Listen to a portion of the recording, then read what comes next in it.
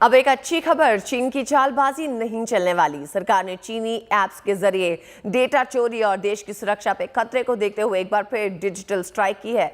सरकार ने चीन के 54 और ऐप्स पे पाबंदी लगाई है।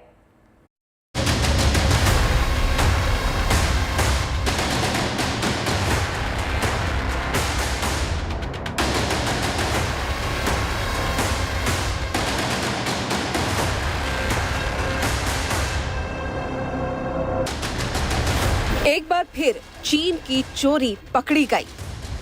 भारतीयों के मोबाइल फोन में सेंधमारी का डेटा चोरी करने की चीनी साजिश नाकाम कर दी गई है।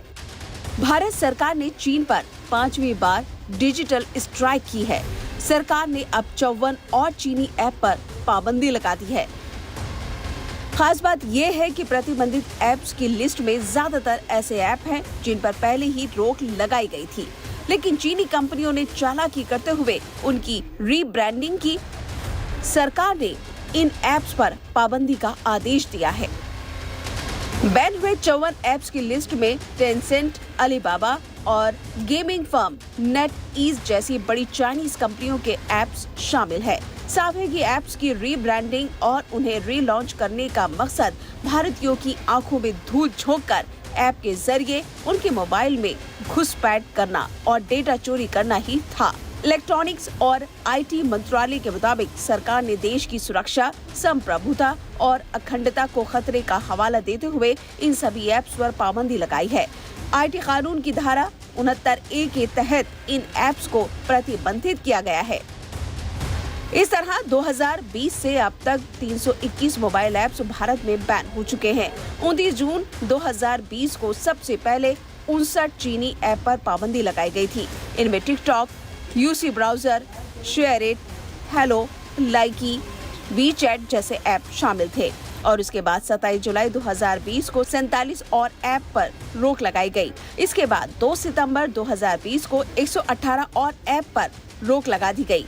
इनमें लोकप्रिय गेमिंग ऐप पबजी भी शामिल था। नवंबर 2020 में 43 और ऐप बंद करने का आदेश दिया गया। रिपोर्ट्स के मुताबिक अब तक जिन ऐप्स पर पाबंदी लगाई गई, ये सभी ऐप चीन और दूसरे देशों में भारतीय यूजर्स का डेटा भेज रहे थे। कहा जा रहा है कि ये ऐप विदेशी सर्वर पर भारतीय यूजर्स का डेटा ट्रांसफर कर रहे थे, जो गैर कानूनी है।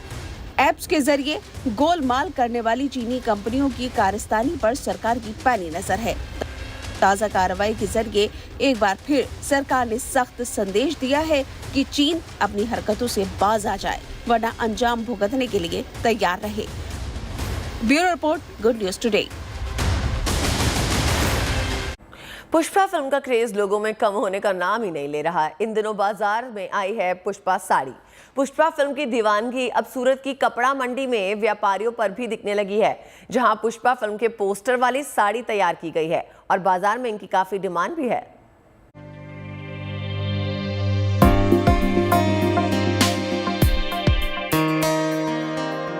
सिर चढ़कर बोल रहा है पुष्पा का खुमार। अब मार्केट में आई पुष्पा साड़ी।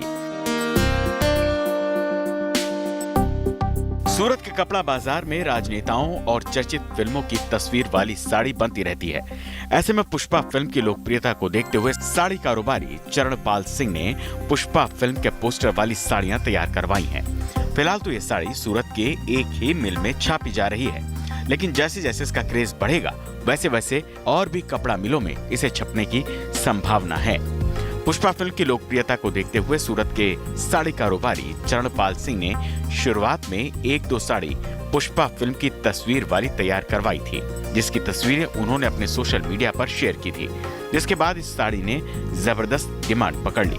गौरतलब है कि देश के अलग अलग हिस्सों में चरणपाल सिंह को अब ऑर्डर भी मिलने लगे हैं। जी हाँ, कारोबारी चरणपाल सिंह ने दावा किया है कि उन्हें राजस्थान, महाराष्ट्र, उत्तर प्रदेश, मध्य प्रदेश, छत्तीसगढ़ और बिहार जैसे राज्यों से कपड़ा कारोबारियों से पुष्पा साड़ी के ऑर्डर मिल रहे हैं। मूवी के जो पोस्टर हैं उसको भी मैं अपने हिसाब से इस साड़ी में डालूं, तो मैंने इस साड़ी में इसको प्रिंट करवाया, पहले सैंपल करवाया और मैंने अपने सोशल मीडिया का सहारा लेते हुए मैंने उसको अपने वायरल किया, लोगों तक अपने व्यापारियों को पहुंचाया ये साड़ी की फ़ोटो खींच के। तो मेरे व्यापारियों ने काफ़ी अच्छा इसमें रुझाव दिखाया और मुझे ऑर्डर भी मिलना चालू हो गए। तो मैंने तुरंत ही इसको प्रिंट करने के लिए दे दिया इस साड़ी को। सोशल मीडिया की जनता तो पुष्पा के धांसू डायलॉग्स, जबरदस्त गानों और उनके बिंदास हुक्स स्टेप की दीवानी हो चुकी है। और ये हाल तब है जब फिल्म की रिलीज को लगभग 2 महीने हो चुके हैं। फिल्म के श्रीवल्ली गाने के हुक स्टेप पर भारतीय क्या विदेशी भी इंस्टाग्राम रील्स बनाते थक नहीं रहे। अब पुष्पराज और श्रीवल्ली वाली साड़ी चर्चा का विषय बन चुकी है। सही में पुष्पा का क्रेज इन दोनों बच्चों क्या बूढ़ों के सिर चढ़कर यही बोल रहा है, मैं फ्लावर नहीं फायर है। सूरत से संजय सिंह राठौर के साथ bureau report, good news today.